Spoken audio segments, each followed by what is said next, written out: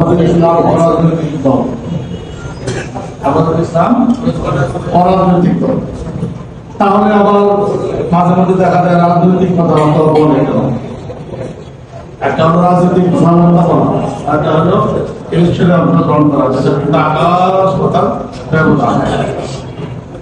রাজনৈতিক কথাবার্তা যে মুমিন বলবে না, সেই মুমিনের ঈমান নিয়ে কি সন্দেহ আছে? রাসূলুল্লাহ সাল্লাল্লাহু আলাইহি ওয়াসাল্লাম 3 বছর পর্যন্ত রাজনৈতিক কথাবার্তা বলেছেন, কিন্তু এটা বলতেই হবে, এটা বলার কিছু নাই। দল হিসাবে আমি কি কোনো রাজনীতি করছি কিনা, কোনো রাজনৈতিক কর্মকাণ্ডে অংশগ্রহণ করছি কিনা, সেটা দেখার বিষয়। এখন মুরগির অনেকগুলো বাচ্চা থাকে না, মুরগি কি করে এদেরকে হেফাজত করে রাখে, শত্রুর আক্রমণ থেকে হেফাজতভুক্ত রাজনৈতিক দলগুলো, একটা পরিভাষা, হেফাজতভুক্ত রাজনৈতিক দলগুলো অর্থাৎ ইসলামী রাজনৈতিক দলগুলো। হেফাজতের ভিতরে অন ইসলামিক রাজনীতি করে এমনটা আসে না, আসে কি সমমনা রাজনৈতিক দলগুলো। তাহলে সমমনা রাজনৈতিক দলগুলোর ভালো মন্দ দেখভাল করা, দেখাশোনা করা, সুখে দুঃখে তাদের পাশে দাঁড়ানো, ধর্মটা দেশের দিকে এই দলগুলাকে বাঁচানো, সময় মতো যখন সিটের মেলা রাজনীতি হবে তখন তারা যা প্রাপ্য তার থেকে বেশি পাইয়ে দেওয়ার চেষ্টা করার কাজ যেই সংগঠন করে সেই সংগঠনের নাম হেফাজত ইসলাম। এক সময় এই কাজগুলা করত আমাদের মরহুম আব্দুল জব্বার কাহানাবাদী রহমতুল্লাহ আলাইহি,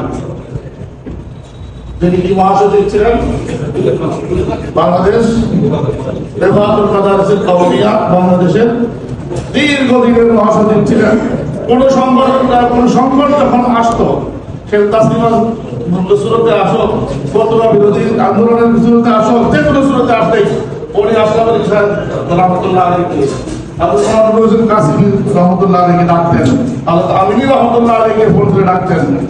আমিনী রহমতুল্লাহ আলাইহি কাজ করতে গিয়ে কোনো সংকটে পড়লে তো সেই সংকটের জন্য অন্যান্য ওলামায়ে কেরামকে ডাকতেন যে এই সংকট থেকে আমাদের উত্তরণ দরকার। তাহলে অভিভাবকত্বের যে জায়গাটা ছিল সেই জায়গাটাতে কি রোল প্লে করতেন হতে মাওলানা জাহানাবাদী রহমতুল্লাহ আলাইহি।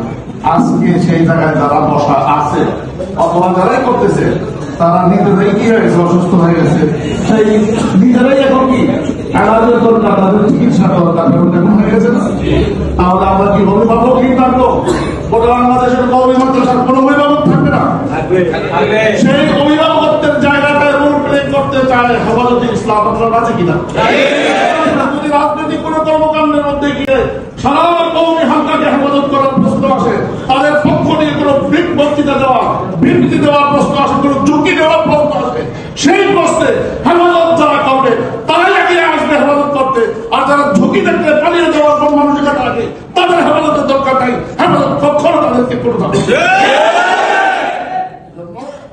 আমরা অরাজনৈতিক, এটা মহাসত্য কথা, কিন্তু রাজনৈতিক দলগুলো হেফাজত করা, তাদের অধিকার সংরক্ষণ করার কাজও হেফাজত করবে। এই হিসাবে হেফাজতকে কখনো রাজনৈতিক তকমা লাগানো যাবে না। আমরা এই অর্থে রাজনীতি করি যে আমি জমিয়তের একজন, আপনি খেলাফতের একজন, উনি মজলিসের একজন, উনি আপনার ইসলামের একজন, এই বিভিন্ন আরম্ভ হয়ে বিভিন্ন রকমের বৈচিত্র্যের মাঝে এই যে বৈচিত্র্য আমাদের, এই বৈচিত্র্যের মধ্যে আমাদের একটা ঐক্যের সুর, সেই সুরটার নাম হলো কি? আল্লাহ আমাদের